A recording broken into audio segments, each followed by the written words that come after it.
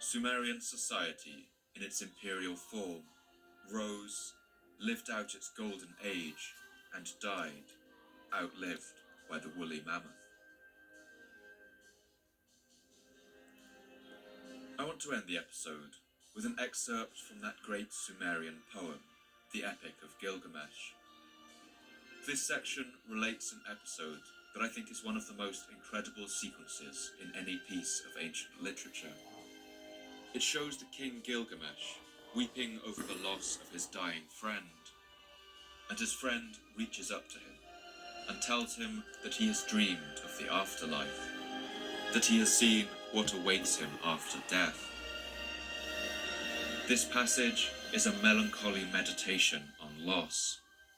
It shows all the kings of the earth who have ever ruled, living on in this dark and silent place, their crowns put away forever. As you listen, imagine what it would have felt like to live in the great cities of Ur and Uruk, watching the twilight begin to fall over the Sumerian age. Imagine what it would feel like to see the crops grow weaker every year, as the white crust of salt begins to form on the ground, and the city's people go hungry in the streets, wailing year after year for the gods to help them.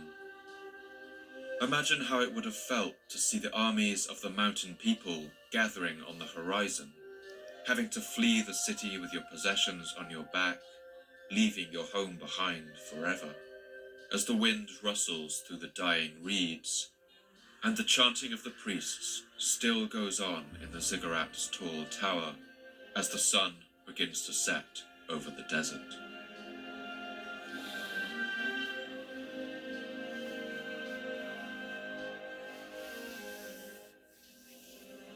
Listen, my friend. This is the dream I dreamed last night. I stood before an awful being, the somber-faced man-bird. He turned his stare towards me and he led me away to the palace of Akala, the Queen of Darkness, to the house from which none who enters ever returns, down the road from which there is no coming back. There is the house whose people sit in darkness. Dust is their food and clay their meat. They are clothed like birds with wings for covering.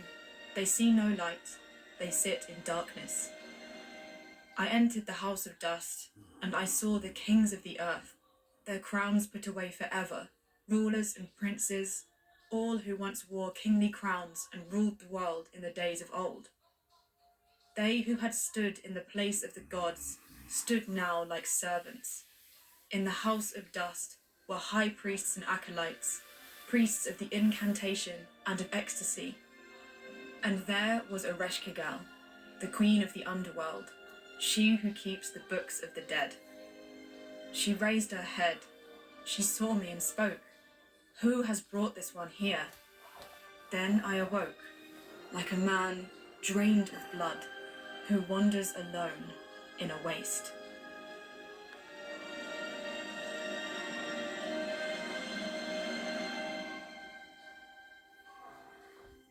Thank you once again for listening to the Fall of Civilizations podcast.